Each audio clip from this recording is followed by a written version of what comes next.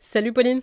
Salut Mégane. Salut à toi et bienvenue sur Truc de Meuf, le podcast qui parle de santé et sexualité féminine avec bienveillance. Cette semaine, on plonge dans un sujet crucial, les relations toxiques. Pour en parler, on a reçu à notre micro Pierre Dubol, psychologue clinicien, mais également connu sous le nom de Sexopsycho sur Instagram. Dans cet épisode, on va démystifier la définition de ces relations, examiner les signes d'alarme et partager des outils pratiques pour évaluer si tu es dans une relation toxique ou non. Pierre, avec sa gentillesse et son humour, nous guidera à travers des conseils judicieux sur la manière de s'en sortir et cultiver des liens sains et épanouissants. Découvre une conversation informative et peut-être même libératrice à ce sujet.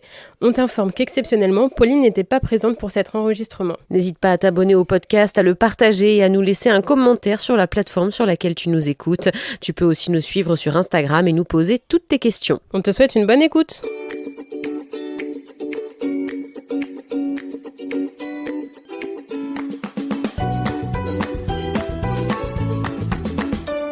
Bonjour Pierre et bienvenue sur Truc de Meuf. Bonjour. On est ravis de t'avoir avec nous aujourd'hui.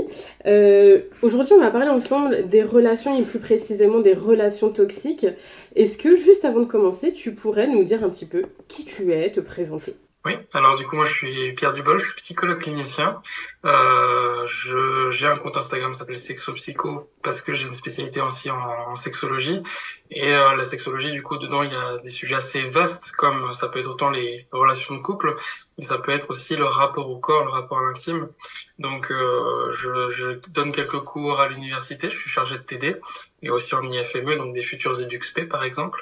Donc voilà, donc j'ai un petit peu ce côté pédagogique que j'aimais bien avoir en donnant des cours. J'essaie de le recréer sur Instagram, donc j'essaie de faire ça assez régulièrement, ce qui est pas toujours évident. Une vie bien remplie, en somme, j'ai envie de dire, t'es un peu sur tous les fronts pour éduquer, sensibiliser à toutes ces questions psycho-sexo. Juste avant d'entrer vraiment dans le sujet, j'avais une petite question qui, moi, me questionnait personnellement. Pourquoi t'as voulu créer ce compte Instagram, justement ? Alors du coup, moi, ça fait 7 ans que je suis psychologue, donc j'ai commencé par la pratique en institution, du coup, auprès de personnes autistes, et en libéral. Du coup, je suis toujours en cabinet libéral, c'est mon activité principale. Et la réalité, c'est que c'est quand j'étais en un master de TCC, donc thérapie cognitive comportementale, on m'a donné un cours sur les troubles sexuels et principalement des troubles sexuels qui touchaient du coup principalement des femmes. En tout cas, ça a été présenté comme des femmes cisgenres. Et ça m'a vraiment percuté à ce moment-là de me rendre compte de tout ce que je ne savais pas. Et de me rendre compte que si je ne le savais pas, c'est pas parce que je m'y étais pas intéressé, c'est pas parce que je n'avais pas envie de savoir, mais parce que tout simplement, il y avait aucun espace où j'aurais pu rencontrer ça dans ce que je consommais, parce que par exemple, je ne consommais pas Instagram, par exemple. Et donc, c'est seulement 3 ans plus tard, après m'être formé en sexologie, après avoir fait des accompagnements sur le terrain, en cabinet, que j'ai eu l'idée de peut-être commencer à écrire un livre sur cette dynamique-là. Et la réalité, c'est que j'ai une collègue, une consoeur qui m'a dit « Mais non, tu sais que sur Instagram, tu peux faire des posts et tout, si tu veux. » J'ai lancé ça a marché tout de suite. Et en fait, j'y trouve une plus grande résonance que finalement écrire un livre, puisque j'ai l'impression d'avoir un contact direct. Et surtout, quand on écrit un livre, on est seul chez soi et on n'a peut-être pas la parole des concernés. Sur Instagram, j'ai vraiment ça aussi, c'est que j'ai énormément appris en 3 ans du compte, presque plus que dans mes formations réunies. Donc voilà, c'est pour ça que ça m'est venu de là, c'était l'idée d'avoir un peu mon cabinet libéral, mais à ciel ouvert, sachant que je peux pas donner les mêmes accompagnements que si je fais du one-to-one, mais par contre sur les réseaux, parfois par une information qui passe par là, peut-être qu'on peut aider une personne à aller faire cette démarche-là. Donc voilà, l'idée c'était de faire rayonner plus loin les outils. Voilà. En tout cas, c'est super parce que moi, personnellement, je te suis et j'ai appris déjà plein de choses aussi. Alors, pas forcément des choses pour lesquelles j'étais concernée, mais en tout cas, c'est vrai que ça nous éveille à plein de sujets et il y a énormément de personnes qui sont sur Instagram. Donc, voilà, même les plus jeunes, ça permet d'être éveillés ou même ceux qui sont un peu plus âgés aussi, d'avoir aussi la sensibilisation aux choses que, par exemple, leurs enfants ou même les personnes de leur entourage peuvent connaître ou traverser. Donc franchement, moi je le dis, en tant que petite utilisatrice d'Instagram et abonnée à ton compte, vraiment merci pour tout ce que tu partages. Du coup, on va rentrer un peu plus dans le vif du sujet. Est-ce que tu pourrais déjà tout d'abord nous expliquer une relation toxique? Qu'est-ce qu'on entend par ce terme de relation toxique? Alors, ce qu'il faut savoir, c'est que la notion de toxicité, elle n'a pas un rapport forcément clinique en soi. On peut pas dire une personne est toxique, elle a telle pathologie, ainsi de suite. C'est pas aussi simple. C'est un spectre dans lequel on se retrouve plus ou moins en fonction d'un critère déjà principal, c'est est-ce qu'on souffre, est-ce qu'on est en détresse face à une relation à une personne. Donc il y a aussi cette idée d'instabilité, d'insécurité, du coup, qui est créée par une relation qui peut être amoureuse, familiale, amicale.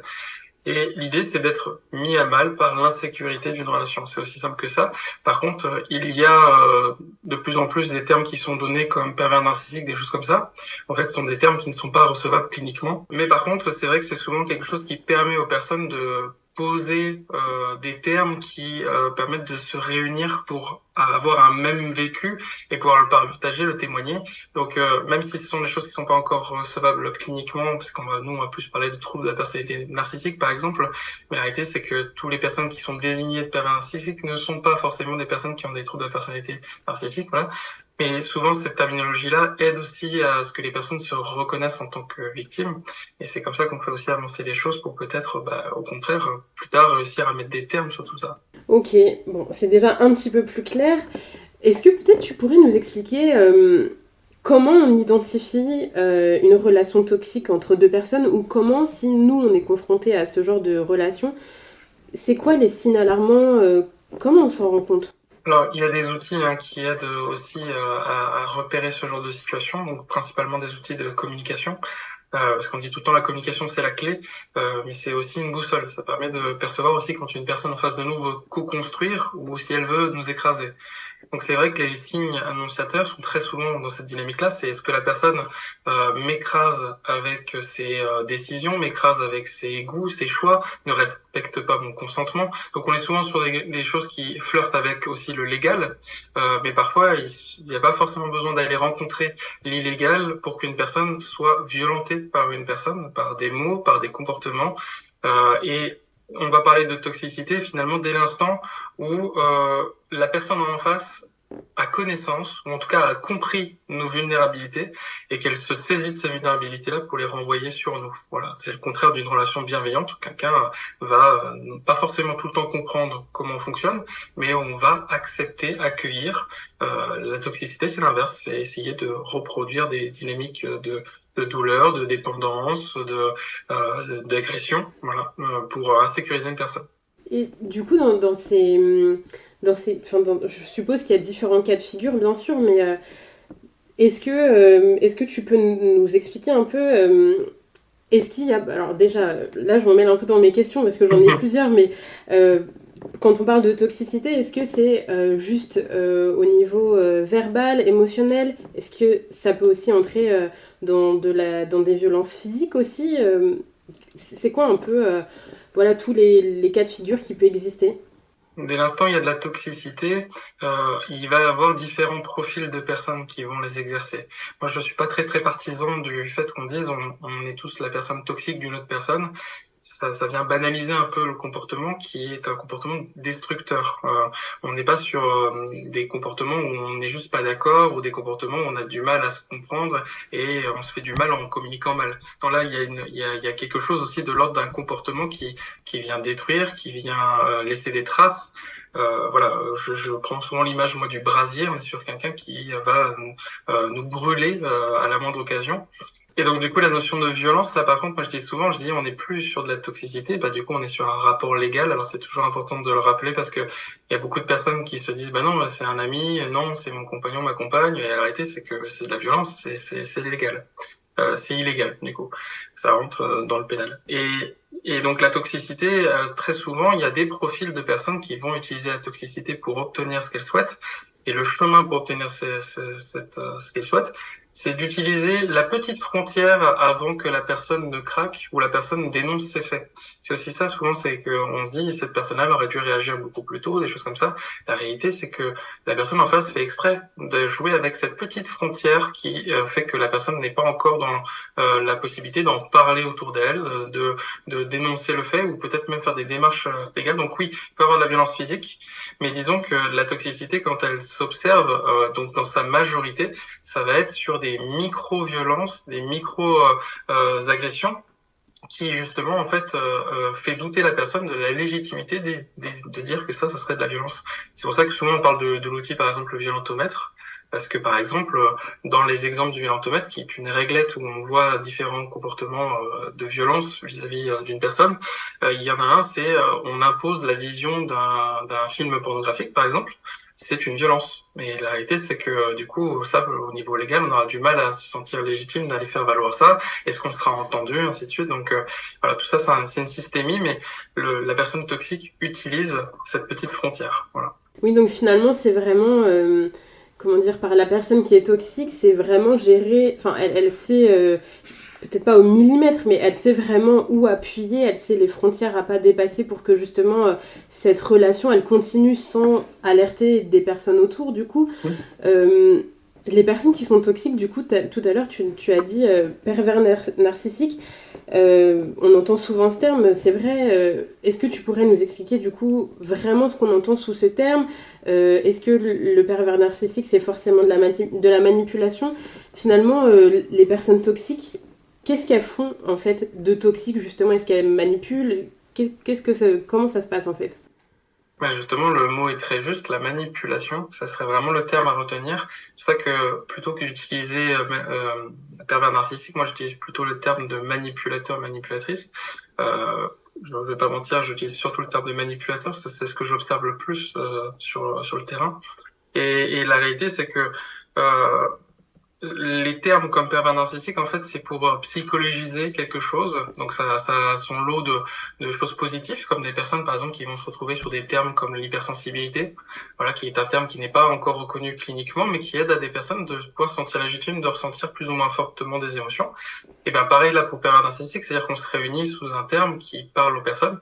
Par contre, nous, on n'accompagne pas des personnes, pervers narcissiques. Alors déjà, il faudrait qu'elles se présentent en cabinet ou dans des lieux de soins, et c'est très très rare. On récupère plutôt les personnes qui sont le résultat de leur névrose, voilà, donc plutôt les victimes.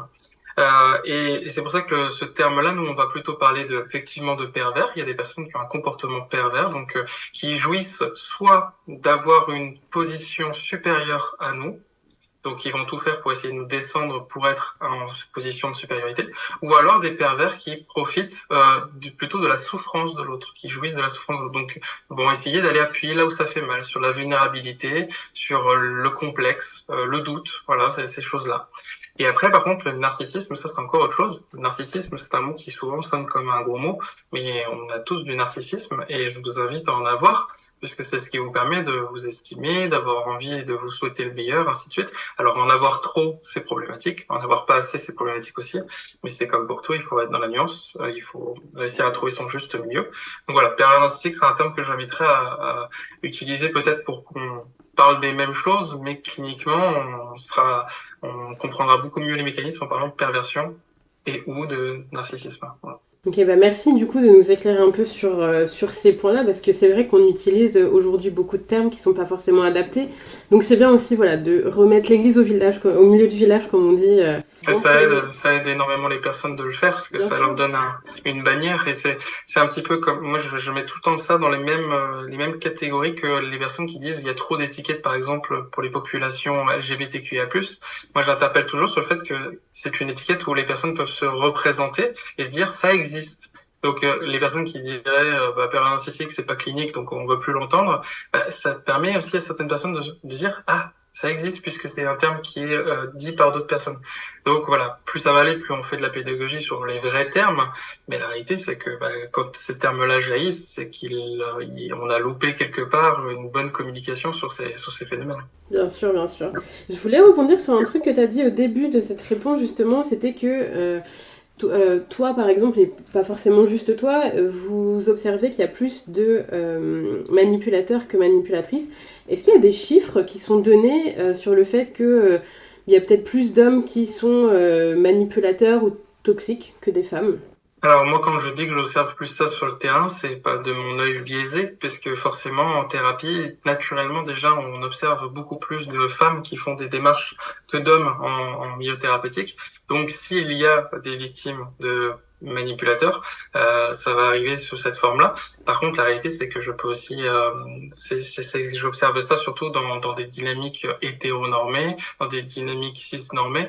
Donc il y a aussi ça, j'observe plus de manipulateurs dans les conséquences de ce que je vois sur mon terrain, mais ça veut pas forcément dire que c'est arrêté dans les chiffres.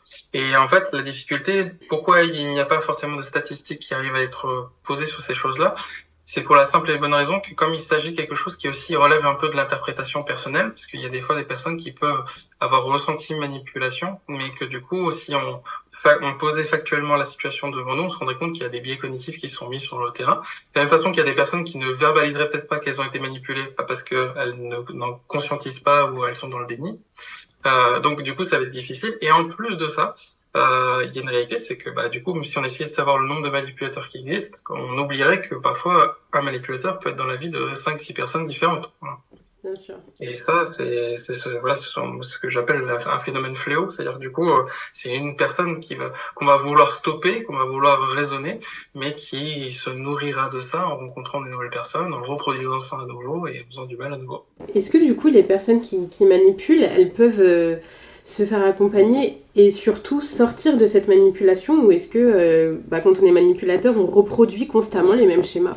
Alors quand on est manipulé, on peut sortir de ça, ça c'est clair et net. Il y a des solutions qui existent, mais le plus gros pas, c'est de reconnaître qu'il y a quelque chose qui est pas ok dans la relation. Et quand on est manipulateur, la réalité c'est qu'il faudrait avoir le réflexe de se dire c'est pas cool ce que je suis en train de faire, c'est pas cohérent. Et si on en arrive à cette structure mentale, ça veut dire qu'on est face à une personne qui a déjà peut-être eu un comportement toxique, mais qui ne relève pas d'une personne toxique. C'est-à-dire que du coup, cette personne-là, par exemple, j'ai un exemple très clair, imaginons je suis quelqu'un de très jaloux, et dans ma première relation, j'empêche la personne de s'habiller comme elle veut, de sortir comme elle souhaite, ainsi de suite. Et au bout de 3-4 relations où cette variable-là toxique a fait que mes couples ont volé en éclats, peut-être qu'au 5e couple, sans avoir fait un travail thérapeutique, j'entends, je me dis, ah ouais, peut-être que je devrais être un peu plus cool là-dessus, peut-être que c'est pas totalement ok, en plus ça me pousse à l'échec à chaque fois, donc ça veut dire qu'il y a quelque chose qui fait que personne s'épanouit finalement dans cette relation, et peut-être que là j'apprends de mes erreurs. Donc, et ça sera très fort aussi de reconnaître que j'ai été toxique, ça ne change rien à ce qui s'est passé, mais par contre je peux apprendre de mes erreurs.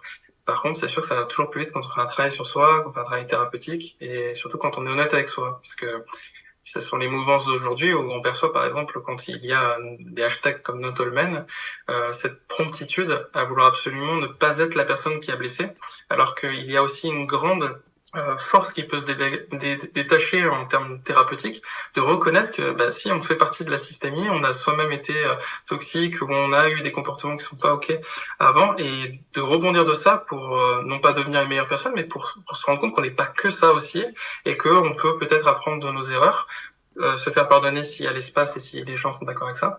Donc oui, on peut évoluer. Par contre, je dirais pas que c'est la majorité des personnes concernées. Ouais. Oui, après, c'est vraiment aussi une question de volonté, parce que je suppose aussi que si on y va, je sais pas, pour faire plaisir à quelqu'un, ou ça fonctionnera peut-être pas forcément de la même façon que si c'est vraiment un chemin qui est en train de s'écrire, et c'est quelque chose qui est créé volontairement aussi de la part de la personne. Totalement, c'est ce qu'on appelle la motivation intrinsèque ou extrinsèque, c'est-à-dire est-ce qu'on a un locus interne, externe. Par exemple, une personne qui vient pour arrêter de fumer, qui dit je voudrais arrêter de fumer parce que je sens que je vais développer des maladies, ça m'inquiète un peu pour ma santé, ainsi de suite. Cette personne-là, on arrivera à faire ce qu'il faut pour qu'elle arrête de fumer. Par contre, si la personne vient et dit oui, je voudrais arrêter de fumer parce que ma compagne va me quitter si je continue à fumer, et alors que moi j'aime bien ça, là ça va être compliqué de faire bouger les lignes parce que la personne elle fait ça pour une autre personne. Dans la manipulation, c'est pareil. Si on y va pour faire plaisir, ou parce que ma compagne ou mon compagnon va s'en aller si je fais pas un suivi. Moi, les suivis où je sais que ça va bouger, c'est quand la personne vient et dit voilà, je viens parce que j'ai l'impression que dans mes relations, j'ai un peu une posture de pervers narcissique et ça m'interpelle parce que c'est parce que j'ai comme valeur, et pourtant je crois que c'est plus fort que moi. Et là, oui, on pourra faire bouger les choses parce qu'il y a de grandes chances que cette personne-là, en fait, ce soit pas des comportements véritablement toxiques. Il y a des comportements toxiques, mais cette personne n'est pas toxique, elle a simplement des vulnérabilités, des insécurités qu'elle fait jouer et valoir sur les autres personnes. Donc en gros, ces névroses viennent altérer d'autres personnes, et donc on va travailler là-dessus et ça va bien se passer. Ok, bon, déjà c'est bien de le rappeler aussi qu'il faut que ça soit une démarche personnelle et volontaire aussi. Personnel, volontaire et aussi il y a beaucoup de personnes qui ne se lancent pas parce qu'elles se disent j'ai peut-être pas le budget ou j'ai peut-être pas le temps. Parfois il n'y a pas besoin de se dire il faut que j'ai le budget pour 100 séances. Hein. Il faut parfois se dire rien qu'une séance parfois ça peut faire du bien de voir ce qui est alors j'aime pas trop ces mots mais normal, pas normal en termes de comportement, de ce qui parfois juste poser les mots dessus, ça peut être un premier pas qui suffit largement pour après faire le travail, le cheminement. Donc si on se sent motivé pour une séance, ça risque de bouger très très vite après. Oui, après, c'est peut-être juste aussi voilà, un premier pas qui va permettre d'évoluer après même soi-même, parce que je suppose que ça fait réfléchir aussi, ne serait-ce qu'une séance déjà, de savoir un peu où est-ce qu'on se situe, et puis aussi de pouvoir déposer ce qu'on ressent à quelqu'un qui aura pas, il y aura pas d'affect. Ah, c'est ça, c'est que quand je reçois une personne qui a eu le démarche d'arriver dans le cabinet et qui dit j'ai fait ça, et effectivement dans le regard populaire, si je montre ce qu'il a fait, il y a tant de chances qu'il soit jugé, qu'on dise que c'est une mauvaise personne. En psychologie, on n'a pas d'étiquetage, donc la personne nous montre quelque chose. Si elle me parle, c'est elle trouve elle aussi que c'est pas quelque chose qu'elle souhaite. Et elle a, à mes yeux, elle a plus de vertu que beaucoup d'autres personnes qui se croient parfaits et qui font des dégâts parce qu'ils ne se remettent pas en question. Donc ça aussi, une fois qu'on arrive devant un ou une professionnelle dédiée à ce métier, il y a de grandes chances qu'on soit surpris aussi de voir que oui, on peut pas ces choses-là sans forcément s'auto-punir davantage, sans repartir encore plus dans la culpabilité. Non, au contraire, on repart plus léger parce qu'on se dit voilà, c'est un comportement que j'isole et je vais m'attaquer à ce comportement. Après, ce qu'on le décentre de nous, et ça fait du bien aussi de pouvoir retrouver qui on est vraiment aussi. Bien sûr. Ok, bon, voilà, déjà pour Tout un programme. Ouais, voilà, c'est ça. Mais c'est bien de rappeler que la porte, elle est ouverte et que, voilà, si on a envie de le faire, il y a des possibilités et on peut tout à fait être accompagné correctement pour passer au-dessus de ces choses voilà, qui nous questionnent ou qui nous dérangent dans nos comportements éventuels. Ok, et du coup, si on est dans une relation et qu'il y a des choses voilà, qui viennent nous questionner, qui viennent nous interpeller, qu'on trouve pas forcément normales, mais en même temps... Quand on en parle, on nous dit oui, mais c'est parce que tel exemple ou c'est parce que telle raison, etc. Comment on fait déjà pour savoir, je sais pas, que notre partenaire va trop loin? Quel outil on a en fait pour mesurer voilà, ce qui se passe dans notre relation? Tu nous as parlé tout à l'heure du violontomètre, ouais, c'est ça. Il me semble aussi que j'avais vu sur ton compte Instagram le respectomètre. Oui, exactement. C'est rigolo, j'allais en parler. Et nickel. Le violontomètre et le respectomètre sont deux unités. Alors, ce n'est pas exhaustif, évidemment, parce que ça prendrait des années de réunir tous les éléments qui peuvent être pas OK. Mais oui, ce sont des petits référentiels qui permettent de se dire, ah oui, c'est vrai, ça c'est déjà orange. Donc ça veut dire que ça commence à virer vers le rouge, donc c'est loin d'être bon. Et donc de voir que c'est orange, par exemple, sur la petite réglette, on peut le trouver facilement sur Google Images, respectomètre, violontomètre, ils sont vraiment accessibles partout. Et on va avoir cette surprise de se dire, ah, c'est rigolo, parce que ça, on le faisait dans mon couple d'avant, et c'est vrai que, en fait, ça me viendrait même pas à l'esprit qu'on l'impose aujourd'hui. Et pareil, peut-être pour une chose que je vais lire dessus, me dire, ah, mais ça, on le fait dans notre couple, et c'est vrai que je m'y suis habitué, alors que c'est pas normal, en fait, voilà. Après, c'est compliqué parce que les personnes autour vont avoir tendance à essayer de nous dire oui, ton copain ou ta copine a fait ça, c'est pas totalement normal, tu devrais la quitter, des choses comme ça. Il y a très peu de chances que ça se débloque de cette façon-là. Par contre, c'est vrai que on a un peu cette chance-là, les psys, c'est que quand les personnes viennent et qu'on leur dit exactement les mêmes mots, il y a de grandes chances qu'ils nous écoutent un peu plus, parce qu'en fait, on est une personne neutre et qu'en gros, on n'a pas d'enjeu dans la relation. Alors que si c'est le meilleur ami ou la meilleure amie ou quelqu'un de la famille, il y a peut-être quelque chose où la personne ne va pas rendre très crédible ce discours-là parce qu'elle pense que cette personne-là, elle est biaisée par son propre prisme, parce qu'elle ne pense pas du professionnel ou de la professionnelle. Donc c'est ça aussi, c'est que parfois le fait d'aller voir une personne neutre, ça peut aider à accélérer cette acceptation et sortir un peu de ce déni. Mais c'est vrai que il y a un moment, moi j'utilisais aussi les groupes thérapeutiques où je faisais venir du coup c'était principalement des femmes. Du coup il y avait 6 femmes dans un groupe thérapeutique, victimes d'un compagnon et d'une compagne qui étaient du coup manipulatrices, toxiques. Et en fait c'était aussi en constatant les autres personnes concernées qu'elle se rendait compte de se dire, ah, mais elle a un boulot, elle a un super boulot, j'adore comme elle est habillée, elle est trop belle, et il y a ce côté un peu, mais je ne comprends pas comment ces femmes-là en sont arrivées là, parce que elles ont tout pour elles ou des choses comme ça. Et en fait, se rendre compte que tout le monde a tout pour soi quand on est conscient de soi, quand on fait ce qu'il faut pour soi. Et du coup, en fait, de constater ça, ça les faisait aussi se rendre compte que peut-être il y avait aussi un rapport de malchance, un rapport de un jour on est tombé sur quelqu'un et que c'est pas forcément parce que nous on laisse faire ou parce que nous on est quelqu'un qui aime être en victime, des choses comme ça. C'est le genre de discours qu'on peut beaucoup entendre, le victim shaming. Et la réalité c'est que on a des vulnérabilités, sauf qu'on aurait pu rencontrer quelqu'un qui sert de ces vulnérabilités pour nous porter, nous faire réaliser nos passions. Mais là, on a rencontré quelqu'un qui a peut-être servi de cette brèche pour nous enfoncer. Voilà. Oui, du coup aussi, le travail de groupe, je suppose que ça permet de s'identifier aussi et de se rendre compte que ça peut arriver à tout le monde finalement. Oui, ça peut arriver à tout le monde. Enfin, moi je dis c'est comme un virus. C'est-à-dire, tout le monde peut être concerné. Il y a des personnes qui ont des anticorps plus forts que d'autres, et ça veut pas dire qu'ils méritent moins ou plus d'être malades que d'autres personnes. C'est juste parfois on ne sait pas quelle résistance on a plus que le voisin ou la voisine. Voilà. Déjà, voilà, ça peut arriver à tout le monde, mais ça ne veut pas dire non plus que ça arrivera à tout le monde. Voilà, faut le rappeler aussi, bien sûr. Tout à fait. Une fois qu'on a utilisé ces outils dont tu nous as parlé, le violentomètre, le respectomètre, et qu'on se rend compte qu'il y a quelque chose qui ne fonctionne pas correctement, vers qui on peut se tourner, qui est-ce qui peut nous aider, à la porte de qui on va toquer? Alors, les personnes qui peuvent nous aider, ça peut être déjà des numéros d'urgence. Alors, je suis jamais totalement sûr, je crois que c'est 3919. On les mettra de toute façon en barre d'infos, on les rappellera, il n'y a pas de souci. Ok, voilà, qui sont des numéros d'urgence, du coup, pour tout ce qui relève de la maltraitance et des violences. Il y a ça, donc ce sont des numéros qui peuvent répondre à n'importe quel moment de l'heure de la nuit et tout ça, donc c'est vrai que ça peut être aidant.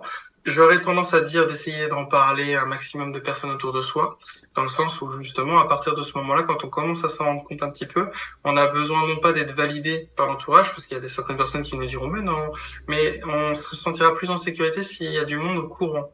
Parce qu'il y a des personnes, quand elles commencent à se rendre compte de ça, elles commencent à aussi craindre pour leur vie, pour leur intégrité. Et ça, il y a trop de féminicides en France pour se dire que c'est une variable qu'il faut prendre à la légère. C'est une réalité, plus il y a de gens au courant, plus aussi le sentiment de sécurité sera plus grand. Et puis aussi, il y a peut-être des personnes qui diront, tu sais quoi, je t'en ai jamais parlé, mais moi je suis passé par là il y a 2 ans, et du coup, viens, je vais te présenter tel professionnel, ainsi de suite. Ça, c'est la clé. Ensuite, évidemment, aller voir des psychologues, cliniciennes, spécialisées dans le domaine, du coup, soit des couples, soit peut-être de la sexo. Enfin voilà, ça permet d'orienter. Alors, pas forcément parce qu'on va parler de sexo avec ces personnes-là, mais parce que ça voudrait dire que ce sont des personnes, en général, quand les gens travaillent dans la sexo, dans ces milieux-là, ils ont une certaine sensibilité à tout ce qui est lutte inclusive, donc peut-être aussi un plus grand accueil de ces sujets-là, plutôt que si on va chez le médecin généraliste qui a peut-être pas du tout les formations pour ça, ainsi de suite. Voilà. Et après, il existe aussi un petit outil que je pourrais vous verbaliser là, qui est le genre de choses qu'on me donne en séance. C'est le oui moi voilà. C'est un exemple de communication. C'est-à-dire que je fais un petit qui prend un tout petit peu de temps à expliquer, mais du coup il peut sauver des vies. Donc voilà, c'est quand je donne un examen à mes étudiants, je peux montrer que les 3 premiers rangs qui sont vides. Et alors d'habitude ils sont devant pour écouter. Donc je leur dis, ceux qui sont derrière, vous allez devant. Il y en a un qui est derrière, il s'énerve, il dit non, moi je reste derrière. Je lui dis devant derrière, c'est le même examen. Donc voilà, il s'énerve, il veut rester où il est. Lui, il aurait dû dire oui, moi voilà. Donc il aurait dû dire oui, vous avez raison, devant derrière, c'est le même examen. Donc déjà, il montre qu'il entend ce que je ressens, donc il me verbalise ça. Ensuite, il dit moi, mon ressenti, c'est que je suis tellement stressé que quand je suis devant, que je peux louper mon examen. Donc là, il appelle à ma bienveillance. Et après, et c'est là où ça tout tourne, c'est qu'il me propose un voilà, non pas un compromis, mais quelque chose où on est sûr que tout le monde est content. Donc lui, il peut me dire donc mettez-moi sur un côté, comme ça je suis pas derrière, mais pas devant, c'est tout ce que je vous demande. En faisant ça, en fait, il m'a montré qu'il voulait co-construire. C'est un exemple que je donne souvent. Et dans la relation, en fait, je vous propose de le faire avec vos amis, avec vos familles. Alors quand vous avez la possibilité de vous pencher sur ce que vous allez dire, parce que c'est pas forcément spontané, c'est pas forcément évident, mais c'est rétroactif, on peut revenir dessus plus tard, en disant donc... oui, je comprends que tu as ressenti ça. Moi, de mon côté, je l'ai plutôt vécu de cette façon-là. Je te propose que la prochaine fois, on fasse de cette façon-là pour que ça aille mieux pour nous deux. Et quand on est avec une personne toxique, la personne ne va jamais, jamais, jamais rebondir sur le voilà. C'est-à-dire d'essayer de construire un voilà qui convienne à tout le monde. Non, la personne va plutôt soit essayer de nous décrédibiliser avec en remettant en question le moi, en disant n'importe quoi, si t'as ressenti ça comme ça, il faut que tu te poses des questions, t'as un problème, voilà, des choses comme ça. Ou alors va rebondir tout de suite sur le oui en disant mais t'as rien compris à ce que j'ai ressenti, c'est ça, enfin voilà, tu crois tout le temps que je suis comme ça. Alors que là on vient de proposer une piste pour co-construire, si la personne en profite pour s'énerver, c'est très très visible quand on l'applique. Si vous appliquez volontairement le oui ou voilà, la réaction de la personne en face d'un coup ça donne un petit électrochoc parce qu'en fait on se rend vraiment compte que la personne en face elle veut juste nous écraser. Et ça peut vraiment aider des personnes à finir de se convaincre que oui je suis pas dans une relation où on va être égal à égal, tout simplement. Je connaissais pas Ouais. du tout cet outil, mais c'est super simple à appliquer du coup, et ça permet de se rendre compte, je pense, beaucoup plus facilement, parce que là, la façon dont tu nous l'expliques, on se rend compte que la personne en face de nous, elle peut avoir une réaction qui est totalement, je vais pas dire dans l'excès, mais enfin voilà, il y a vraiment, on se rend vraiment compte que voilà, la personne, elle réagit pas comme elle devrait, entre guillemets, quoi. C'est ça. Alors, la personne parfois peut être surprise par quelque chose et peut-être va répondre impulsivement. Et si on revient dessus plus tard et que la personne elle arrive à retravailler sur le voilà, ok, c'est bon, voilà, pas de suite. Mais c'est vrai que du coup, si la personne n'est que sur décrédibiliser, rebondir, c'est pas bon signe. Mais par contre, voilà, il faut pas se blâmer non plus si on n'arrive pas à le faire spontanément. Vous pouvez très bien aller prendre une douche, puis d'un coup vous dire ah c'est ça que j'aurais dû dire. Vous pouvez revenir et dire en fait, je voudrais revenir là-dessus. Moi, je pense qu'à ta place, j'aurais vécu la chose de la même façon. Moi de mon côté, voilà comme j'ai ressenti et voilà ce qu'on peut faire. Voilà. Oui, c'est pas dramatique si ça se passe pas parfaitement. Non. Ok. Du coup, une fois qu'on a fait ça, qu'on a été voir un psy, qu'on en a parlé à notre entourage, par exemple, si on avait la possibilité de le faire, euh, comment ça se passe ensuite? Est-ce qu'il y a voilà, un vrai accompagnement qui est proposé par les psys? Est-ce que c'est un chemin qu'on doit faire surtout soi-même pour réussir à quitter cette relation? Ou est-ce que c'est quelque chose finalement qu'il va falloir qu'on mette en place et qui se passe aussi avec la personne qui fait partie de cette relation toxique? Comment ça se passe en fait? Ça dépend aussi du ou de la professionnelle qu'on va aller voir dans ce domaine-là. J'ai en tête, par exemple, mes deux meilleurs amis qui sont psychologues. Ils auront deux façons de faire totalement différentes. De la mienne aussi. À nous trois, on a vraiment trois façons différentes. J'imagine que, par exemple, pour mon collègue, il va peut-être avoir le réflexe de dresser avec la patiente j'utilise beaucoup le terme de la patiente, mais c'est parce que c'est ce qu'on perçoit le plus dans ces situations. Hein. Il n'y a pas que des patientes Oui, concernées, bien sûr. mais c'est la majorité. Et donc lui, il va dresser peut-être une analyse fonctionnelle, c'est-à-dire que du coup avec elle, il va essayer de faire prendre conscience d'un petit peu ce qui se répète dans cette situation, les pensées qu'on sont associées, ce qui l'empêche de passer à l'acte, ce qui l'empêche de se protéger, ce qui fait qu'elle revient à nouveau dans le cercle vicieux. Donc elle aura une vision très fonctionnelle de ce schéma qui se répète, ainsi de suite. Ma collègue, elle aura plutôt un versant peut-être de psychoéducation, en montrant les sévices ou les conséquences que ça peut avoir sur le cerveau d'être dans des relations comme ça en termes d'estime de soi, en termes d'image de soi. Voilà, peut-être renvoyer à des choses comme ça pour que la personne perçoive que oui, il y a eu un changement entre le début de la relation et maintenant, donc une plus grande conscience de soi au niveau des forces et des faiblesses qui sont développées. Et moi, mon approche, elle serait après plutôt sur de l'outillage, ou justement avec des choses comme ça, où elle pourra aller tester des choses dans la relation pour voir s'il y a une flexibilité qui est possible. Plus facilement aussi avoir justement ce côté électrochoc qui permettrait de prendre des décisions plus facilement. Et puis peut-être pour d'autres profils de patients, peut-être qu'on va switcher tous les trois, peut-être qu'on va faire différemment.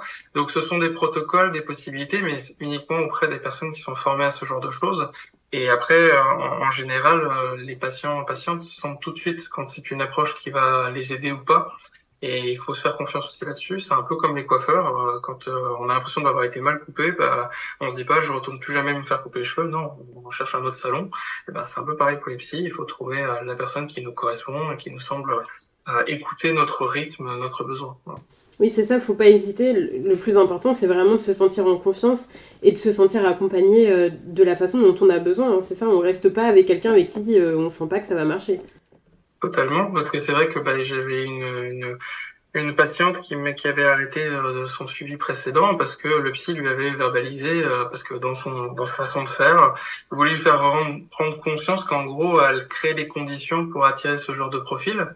Et du coup, il lui a verbalisé, vous vous êtes laissé faire, voilà, pour essayer de créer un électrochoc chez elle. Ce genre de parole, je ne l'aurais jamais. Pour moi, c'est quelque chose que je valide absolument pas. Mais ce monsieur était sur un versant, du coup, de courant de psychologie qui n'est pas dans des variables, enfin, quelqu'un qui n'a pas forcément compris la notion de patriarcat, des choses comme ça.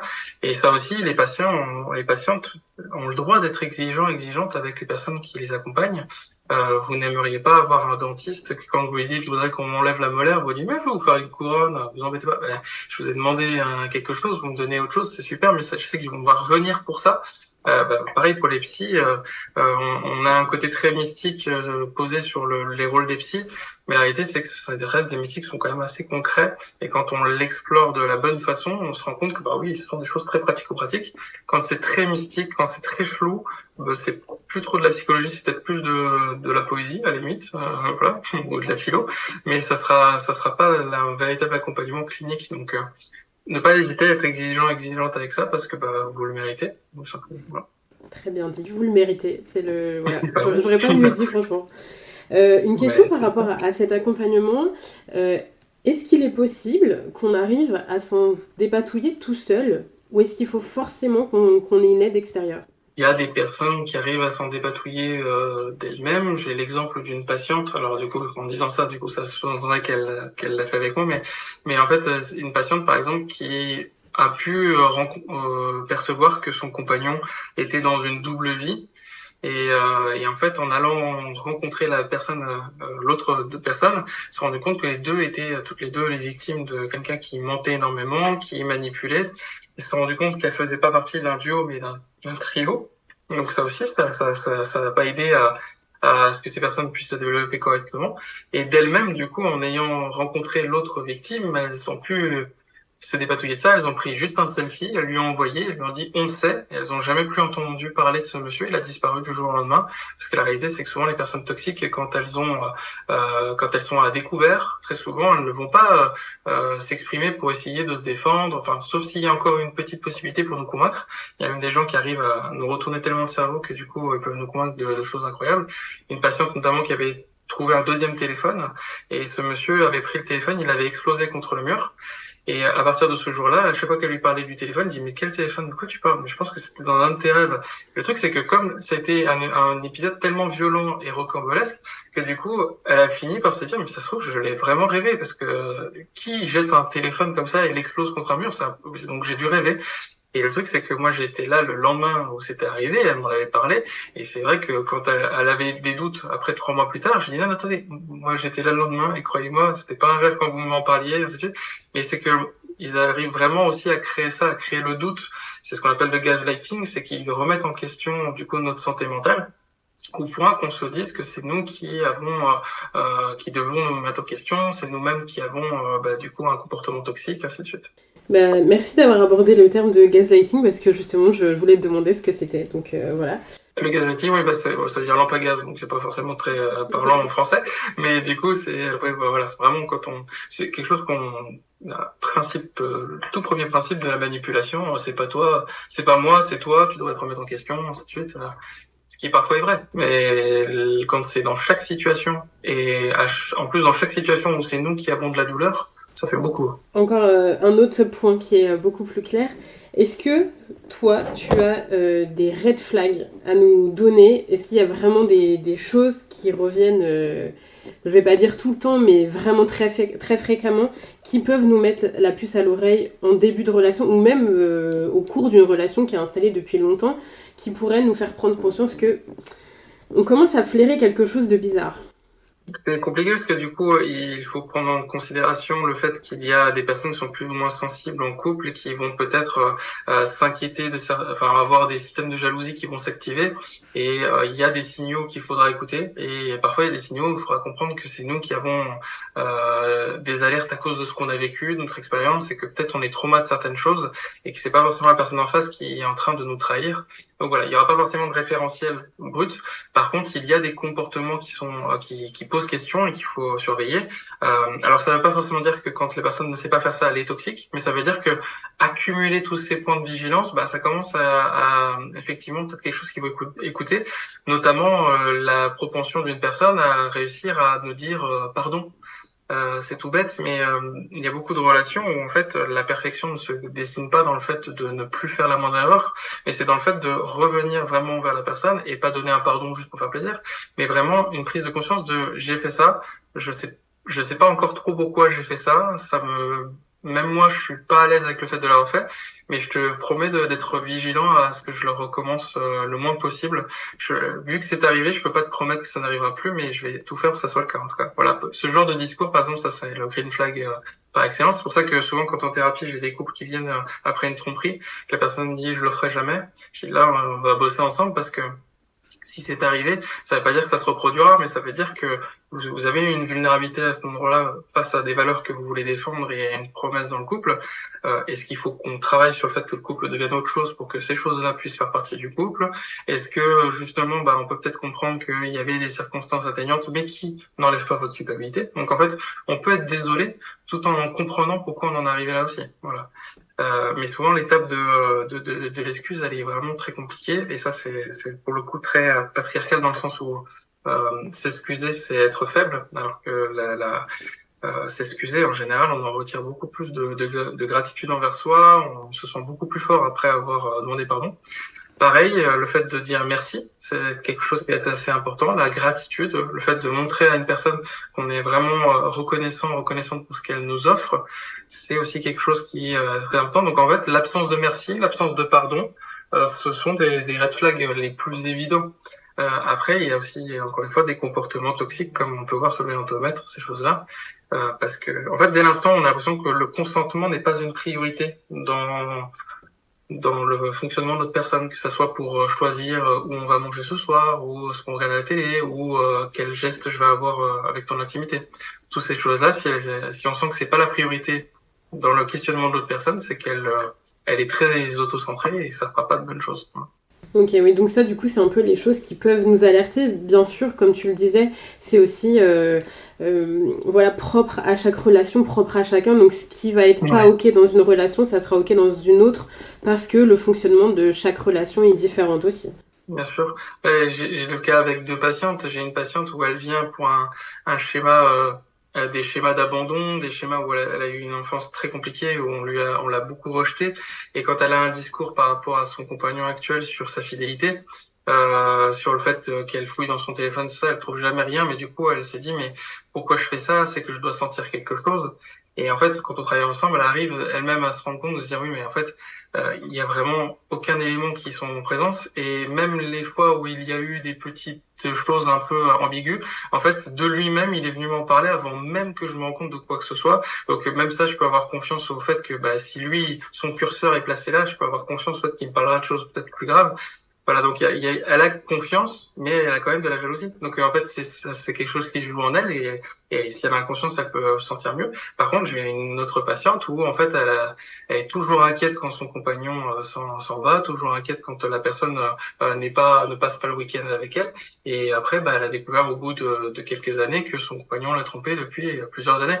Donc il y avait ça aussi de se dire, elle avait quelques signaux, mais elle les a pas écoutés, et elle découvre ça plus tard. Donc il y a des fois c'est vrai, des fois c'est faux, on peut pas savoir, sinon on en aurait fait une science exacte là-dessus. Mais voilà, donc se rendre compte de ce qui relève de nous, et une fois qu'on est au clair avec ça, une fois qu'on a bien vu ce qui relevait de nous, ce sera plus facile aussi de voir ce qui relève après de l'autre, et de confronter ce sera beaucoup plus simple aussi, puisqu'on se sentira aussi soi-même plus légitime. Est-ce qu'avant de passer aux idées reçues, Pierre, tu aurais un ou des conseils à donner aux personnes qui sont ou qui pensent être dans une relation toxique, ou même à donner aux personnes qui ont un proche qui est dans ce cas de figure-là et qui ne savent pas forcément comment l'aider? Alors, pour les proches, j'ai un conseil très simple, c'est le même conseil qu'on donne à toutes les personnes qui sont accompagnées, qui accompagnent des personnes qui ont des troubles ou qui ont des problématiques psychologiques, c'est accueille, valide et oriente. Donc en gros, c'est si je dis je me sens fatigué en ce moment, je sens que au travail ça va pas et tout ça, si on répond à cette personne ça va, ton travail est pas super compliqué, là on n'a pas été dans l'accueil. Donc quand il y a une personne qui dit voilà dans mon couple, là, en ce moment c'est compliqué, je sais pas si c'est normal que je sois autant sur son dos et tout ça. Ben, on accueille, je dis, oui, j'entends ce que tu dis, on crée l'espace, on peut en parler autant que tu veux, on valide, c'est-à-dire ben, si tu ressens ça, c'est qu'il y a sûrement une raison, donc peut-être qu'il faut creuser de ce côté-là. Ça veut pas dire que tu as forcément raison, mais ça veut dire qu'il y a une raison, et ça vaut le coup d'aller chercher. Et après, si tu veux, moi je connais quelqu'un qui a vu tel psy ou qui est allé voir même parfois des métiers qui sont pas forcément dans la psycho, hein. Moi je pense que des accompagnements, par exemple, quand on va voir des sophrologues, parfois même on peut parler à son ostéo et se rendre compte qu'on lâche beaucoup plus de choses que si voilà. C'est pour ça que ma coiffeuse me dit tout le temps on fait un peu le même métier. Je dis bah oui, vous êtes la première ligne, et la réalité c'est que souvent sur le fauteuil les personnes vont être accueillies, validées et peut-être orientées. Donc voilà, donc du moment où on fait ces trois choses, les proches, vous allez forcément faire beaucoup de bien. Oui, l'idée, c'est pas forcément de donner son avis, mais d'accueillir plutôt et de valider ce que la personne a besoin de déposer, c'est ça? On peut le faire dans un deuxième temps. On peut dire voilà, si tu veux mon avis, il y a aussi ça, mais par contre voilà, je peux me tromper, je suis pas la science là-dessus. Je dis puis en plus si toi dans la situation tu le vis de cette façon-là et que t'as toi-même des doutes, je suis personne pour te dire que je crois que c'est exactement ça qui se joue, ainsi de suite. Parce que de la même façon qu'il y a déjà eu des relations qui démarraient mal, et puis on a donné qu'un seul filtre de la relation à nos amis, en leur disant ouais, il fait ça, il fait ça, il fait ça, et eux forcément de leur côté ils disent non mais c'est un malade. Alors que la réalité c'est que quand je venais, je déchargeais aussi les seules choses négatives que je peux pas dire, alors qu'à contrario quand je vais dans ma famille, je dis que du bien de mon compagnon, ma compagne, parce que je veux pas qu'ils aient une mauvaise image de lui. Enfin, donc ça aussi il faut partir du principe qu'il y a un miroir déformant quand on va communiquer sur ces choses-là. Donc la meilleure posture qu'on puisse avoir, même si on a l'impression d'être hypocrite ou égoïste en disant j'accueille, je valide et je oriente, mais la réalité c'est que si on a vraiment à cœur le bien de la personne, c'est le meilleur comportement à avoir, et c'est pas un comportement où on alimente la personne dans son déni. Au contraire, on lui dit tu ressens quelque chose, c'est légitime, et je pense que ça vaut le coup que tu ailles travailler pour savoir ce qui relève de toi ou ce qui relève de ton couple. Voilà. Ok, et si on pense soi-même être dans une relation toxique, quel conseil t'as à donner du coup? En parler, éventuellement aller voir des psys? Alors boire au moins 1,5 litres d'eau par jour, ça n'a rien à voir avec la situation, mais c'est un bon conseil. Il y a ensuite la possibilité finalement d'aller en parler avec un ou une professionnelle dans ce domaine-là, ne pas reculer à l'idée d'aller voir d'autres professionnels si jamais on n'est pas satisfait des premiers échanges, parce que dans ces milieux-là, il y a ce qu'on appelle l'alliance thérapeutique, donc ça veut dire qu'on doit se sentir à l'aise avec la personne, et comme quand on rencontre le voisin ou la voisine, on a beau se dire on va essayer d'avoir une bonne relation parce qu'on est voisins voisines, il y a des fois ça accroche pas, c'est pareil avec les psys. Et donc voilà, ce serait le meilleur conseil à donner. Je sais qu'il est compliqué, mais parfois juste faire la démarche d'une séance ça peut faire la différence. Et après peut-être aussi il y aura des conseils en termes de lecture aussi qu'on pourra donner sur ces domaines-là pour peut-être isoler les comportements qui sont pas ok. Bon, on note tous ces conseils et on encourage du coup les personnes qui peuvent se retrouver dans cette situation à essayer au maximum de suivre ces conseils, même si forcément c'est pas toujours évident de les suivre. Faites au mieux et surtout ce qui est juste pour vous. Surtout, je pense que c'est ça qu'il faut retenir dans tout ce que tu as pu nous dire, Pierre, aujourd'hui. En tout cas, vous pouvez pas faire plus de dégâts en faisant un suivi. Je le dis au cas où, parce que c'est vrai que souvent on se dit je vais remuer tout ça. On ne repart pas de ce genre de prise en charge plus égratigné que quand on est arrivé. Je serais d'accord quand on veut parler d'un traumatisme d'enfance, des choses comme ça. Il y a des séances qui vont être très très lourdes, très compliquées. Mais ce que j'observe, c'est quand on vient pour cette thématique-là, la toxicité dans le couple ou dans les relations, très souvent on repart plus léger. Voilà, c'est vraiment ça qui se joue aussi. Enfin, quand c'est bien fait, entre guillemets. Voilà. C'est bien de le rappeler dans tous les cas. On va passer maintenant aux idées reçues. Pierre, est-ce que tu pourras nous donner ton avis sur les idées que je vais te donner? Est-ce que tu penses que oui c'est vrai, non c'est faux? Nous expliquer un peu ce que toi t'en penses. Alors la première idée reçue qu'on a notée, c'est que si le ou la partenaire est comme ça, c'est parce qu'il t'aime. Oui. Il existe plein de langages de l'amour différents, effectivement. Il y a des gens qui vont faire à manger pour montrer que c'est comme ça que je prends du temps pour vous donner des bonnes saveurs, ainsi de suite. Il y a des gens qui vont plutôt faire des câlins, des personnes qui vont dire je t'aime. Voilà. La toxicité n'est pas un langage de l'amour. Par contre, effectivement, parfois la jalousie, le fait d'être vulnérable dans une relation, c'est un langage de l'amour, mais c'est un mauvais langage de l'amour, puisqu'il mérite d'être remplacé par des choses qui sont plus palpables, qui nous mettent moins à mal nous aussi. Parce que si c'est véritablement un langage de l'amour, ça veut dire que les deux personnes, en fait, elles veulent juste communiquer quelque chose et elles n'y arrivent pas. Donc les deux personnes sont en détresse finalement. Par contre, quelqu'un qui est toxique volontairement, comme je disais tout à l'heure dans le cas de la perversion où on veut faire mal ou des choses comme ça, en fait, c'est pas parce qu'elle nous aime, c'est parce qu'elle veut nous posséder. Ça n'a rien à voir. La personne veut un droit de propriété, pas un droit de bonheur. Voilà. Deuxième idée reçue, c'est que les relations toxiques sont toujours évidentes dès le début de la relation. Absolument pas, et c'est même plutôt l'inverse. C'est-à-dire que moi j'observe que par exemple sur des relations, ça s'observait en moyenne vers les 3 mois de relation, par exemple.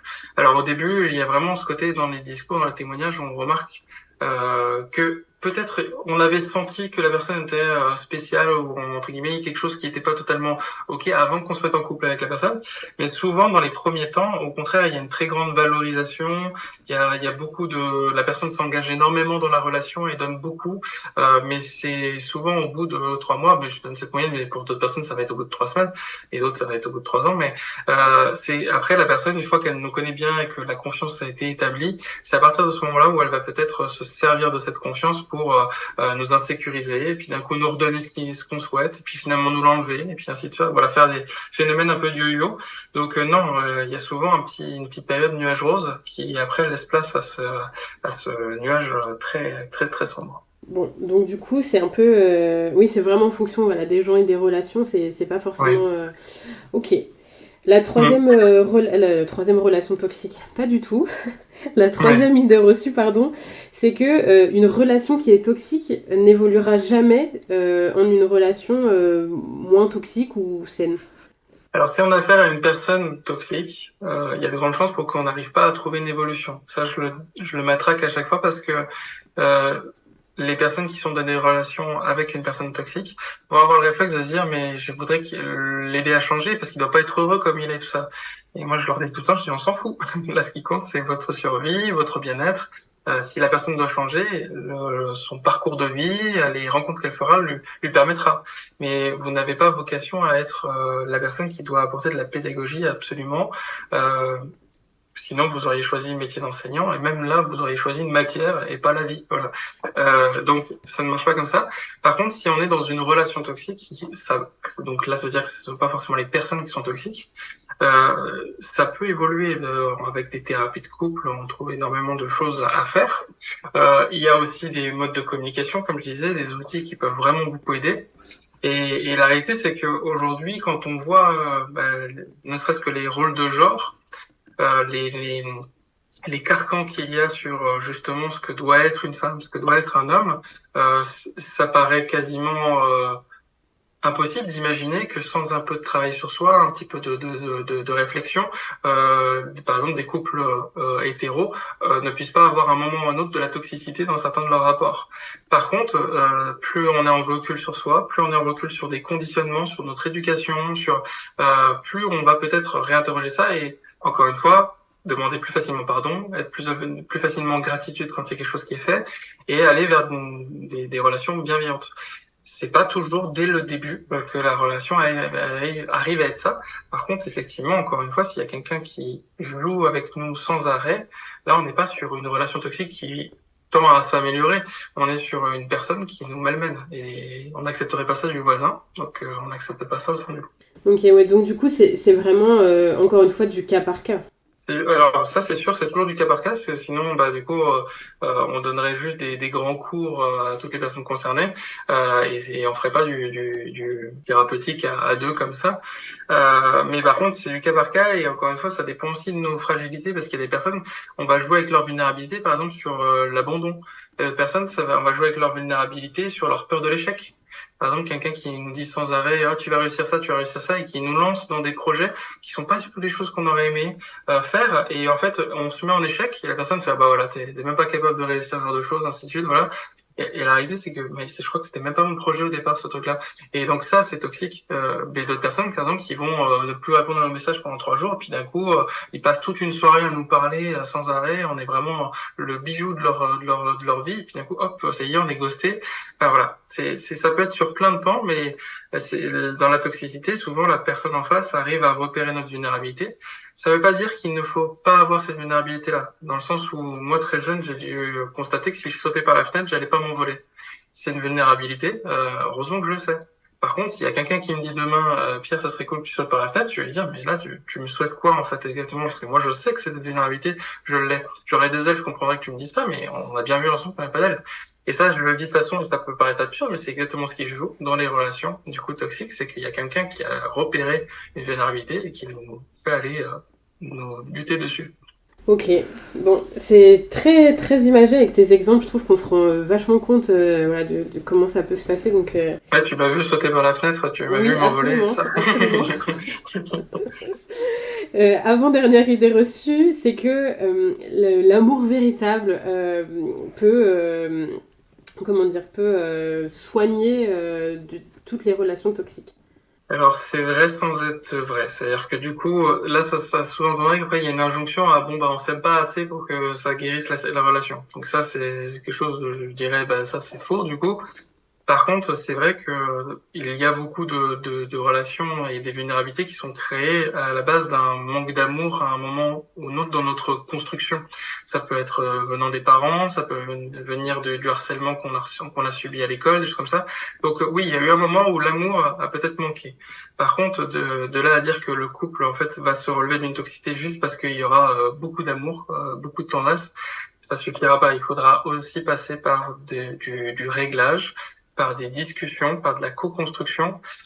Et en fait, il y a des personnes qui ne s'aiment pas, qui arrivent à soigner leur couple beaucoup plus que des personnes qui s'adorent, mais qui ne communiquent pas. Donc c'est vraiment la communication. Tant la communication, c'est la clé, mais la plupart du temps, on se dit, oui, ben, on parle, mais oui, on parle, mais est-ce qu'on construit? Est-ce qu'on essaie de trouver des solutions pour que tout le monde soit content à la fin?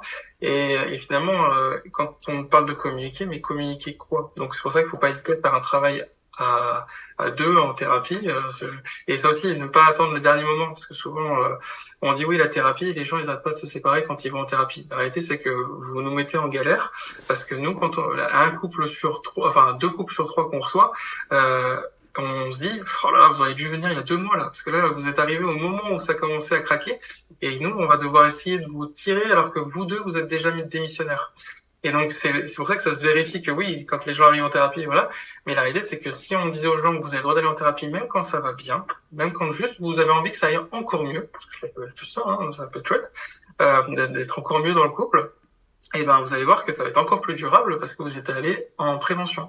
Et c'est super de le rappeler parce que justement, on a fait un épisode avec une sexothérapeute qui nous disait, qui nous a fait le même constat, c'est que souvent dans les thérapies de couple, même pas que les thérapies de couple d'ailleurs, les gens viennent quand c'est vraiment le moment de rupture en fait. Et c'est limite, bon pas déjà trop tard, mais en fait ça aurait pu être évité si on était venu déjà en prévention ou au moment où il y avait quelque chose, il y avait une friction entre les deux personnes et voilà, ça aurait pu être en tout cas moins fracassant dans la relation quoi. Ça, je pense, c'est un problème qui est plus systémique au niveau de la santé en général, parce que les personnes investissent leur santé physique ou mentale au moment où elles commencent à dysfonctionner. C'est-à-dire qu'on sait, il y a plein de comportements qui pourraient nous aider à nous sentir bien mentalement et physiquement. On nous le répète sans arrêt au niveau physique, hein, l'alimentation, l'activité sportive, des choses comme ça. Mais tant qu'il n'y a pas d'alerte, c'est difficile d'aller chercher cette motivation à se dire quelqu'un qui va avoir des problèmes cardiaques et d'un coup sa consommation de viande il va la remettre en question et là ça sera significatif. Donc il y a ce rapport-là et c'est vrai que comme on voit dans le travail, le burn-out, ça y est, on commence enfin à remettre en question notre travail, notre charge de travail une fois qu'on est tombé. Voilà, donc je pense que c'est plus systémique, c'est vraiment la relation à la santé. On attend qu'il y ait une très grosse alerte avant de se pencher dessus. Et ça, pour le coup, c'est quelque chose qui se réfléchit pour faire société. Voilà. Oui, bien sûr. Oui, ça va juste au-delà de juste notre petite personne. C'est vraiment une question de société aussi qu'il faut traiter. Ok. Bon. Dernière idée reçue, c'est que les relations toxiques, c'est uniquement des relations de couple, des relations amoureuses et ça touche pas aux relations familiales, amicales, etc. Ça sera les phrases et les idées reçues que verbaliseront les gens qui n'ont jamais été avec un père ou une mère maltraitante, toxique. Des frères et sœurs parfois qui peuvent aussi les frères, on le voit lors des héritages, hein, comment ça peut se révéler. Donc non, la toxicité, moi je reçois beaucoup de personnes qui sont plus les résultats de la toxicité de leurs parents que de leurs compagnons ou leurs compagnes. C'est quelque chose qui est le plus représenté d'ailleurs même. Parce que concrètement, ce sont les premières références avec lesquelles on se construit, et à partir de cette base-là, on va se sentir en sécurité ou non dans notre vie, et ça peut vraiment avoir un impact sur beaucoup d'autres choses à côté. Donc non, ce serait plutôt même l'inverse. Malheureusement, du coup, mais ouais. Ok, et ben merci Pierre d'avoir confirmé, expliqué, déconstruit toutes ces idées reçues. Avant de terminer, peut-être est-ce qu'il y aurait, je sais pas, un support que tu aimerais recommander aux personnes qui s'interrogent, qui aimeraient s'informer ou même qui sont concernées par les relations toxiques?